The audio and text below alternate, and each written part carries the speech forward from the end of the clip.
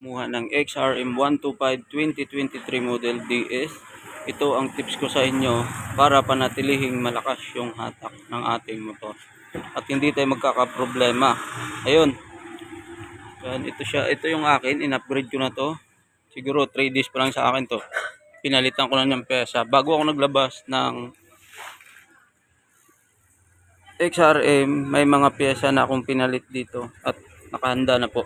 Kahit hindi ko naman po alam kung ano yung 2023. Yan, kung nakikita nyo, ayan. Isang upgrade na siya.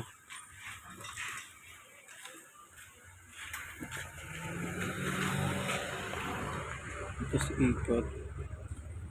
Okay, ngayon, start na tayo kung paano panggandahin ang takbo. Dito tayo mag-start kung paano natin papaandarin. Lalo na pag umaga, dapat pinapaandar natin siya araw-araw.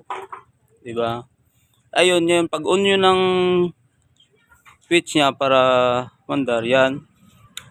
Antayin nyo muna na maganyan siya. Diba? Ayun, oh. 1,000 pa lang yung udo nito. Bagong-bago. Magti 3 months na siya sa akin. Diba? Ayun guys, antayin nyo muna bago nyo start. Kailangan nakaganyan siya. Hindi yung tumatakbo pa lang yung number, start kayo diretso. Ngayon sa pag-start naman, hindi dapat biglaan. Diba? Hayaan nyo muna mga siguro mga 30 seconds bago nyo i-start. Diba? Kasi kung bibiglain nyo dyan, may chance na masira yung mga wiring dyan sa loob. Yan. Pag start natin, ganito ang gagawin natin. Start. Yun. May mera. Isang click lang para hindi masira din naman yung ating starter. Yan, kung makikita nyo yung tunog. Ngayon pagka ganyan, kailangan nyo umantay ng 1 minute bago nyo patakbuhin yung motor nyo. At bago nyo pipigain. Diba? Mga 1 minuto muna bago nyo pipigain. Kasi ang kadalasan ng ginagawa ng iba, pag start, diretso piga. Diba? Kaya nagugulat ka, ilang buwan lang o ilang months lang, nasisira na yung XRM ninyo. Diba? Nagugulat ka dyan kung bakit nasisira na agad. Yun, antayin natin siguro ng mga 1 minuto bago natin i-revolution. Diba? Bago natin pigain. Para man lang makaano siya sa loob, uminit yung ibang part ng ano niya. Diba? Antayin natin mga 1 minuto. Yan, naka 1 minuto na tayo. Ngayon pipigain natin yan ng dahan-dahan. Dahan-dahan lang. Huwag nyo lang biglain. Ngayon sa pagpipiga naman, yan, dahan-dahan hanggang sa umangat. Hanggang sa umangat. Yan. Huwag nyong i-fold yung piga. Huwag yung ganito, ganyan. Hindi. Dahan-dahan lang hanggang sa mag-absorb dun sa loob. Kasi kung gaganon ninyo is mabibigla yung motor natin. Diba?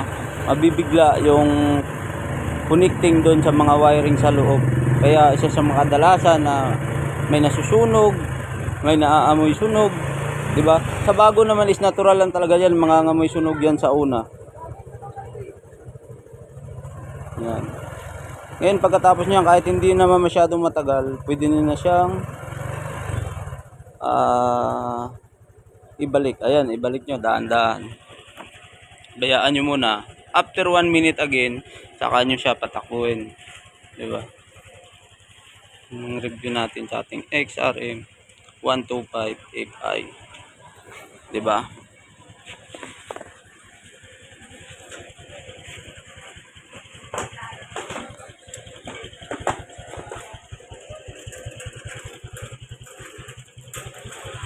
Tapos, bago kayo naman umalis at iwas din huli, itry nyo muna yung signal light nyo kung gumagana.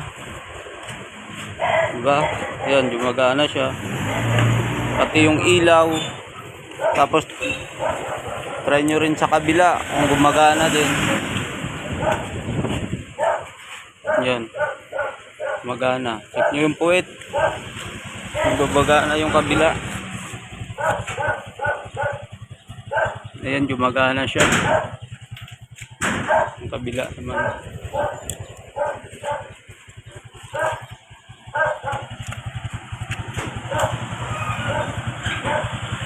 And marami nagtatanong kung maganda bang XRMFI.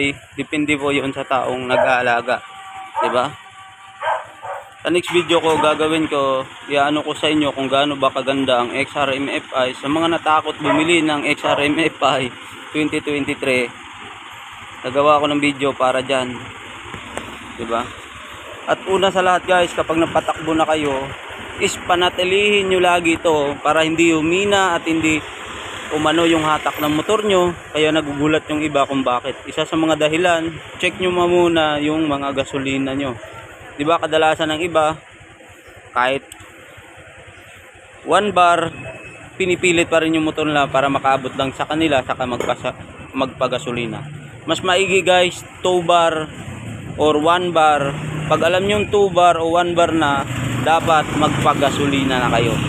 Isa sa mga dahilan yan, kaya minsan humihina yung hatak ng motor natin. Yun yung hindi alam ng iba. 'Di ba? Humihina yung hatak ng motor natin. 'Di ba? Yeah, sa mga nagtatanong kung bakit ganoon, bakit ganyan, tatandaan nyo lagi. Yung mga mekaniko, sasabihin niyan pangit yung FI, pero sa totoo lang nangangapa pa sila kung paano, kung ano yung mga part dyan sa loob. Hindi naman nila alam yan kasi nasanay sila sa carb. Diba?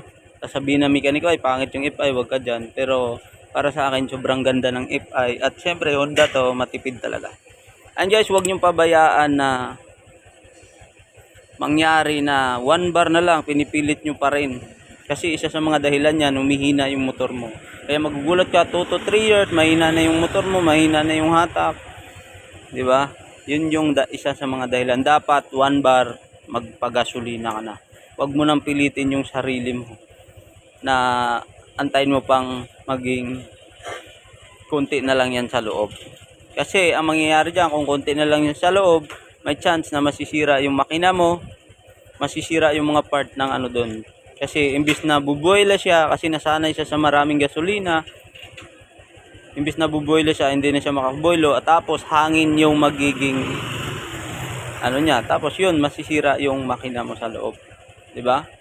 Ayun lang, kunting tips lang 'yan, at soon i-review ko sa inyo kung gaano ba kaganda yung XRM125E5. Yun yung kaalaman, tatandaan niyo ulit. Yan, bago kayo umalis, i-check niyo yung ano natin, ilaw, signal light, kasi iwas huli tayo. Laging tatandaan, i-check nyo yan, kasi kung hindi nyo check yan, mas delikado kayo na magkaka-violation pa kayo sa daan. Tapos ilaw sa likod, ang gumagana. Yan. Basta sobrang ganda ng XRM125.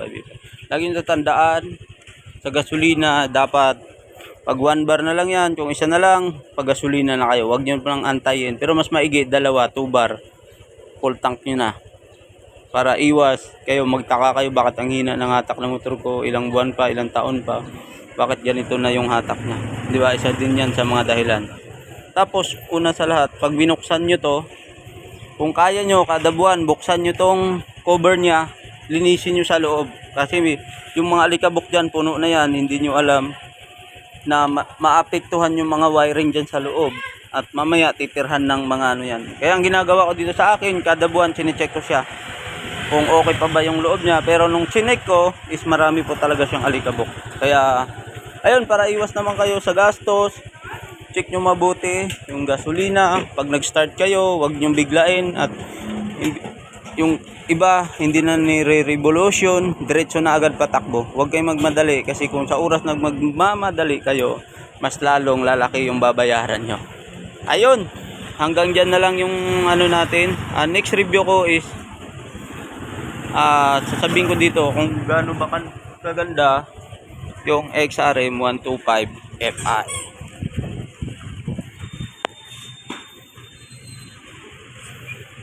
Okay, lang kayo ulit.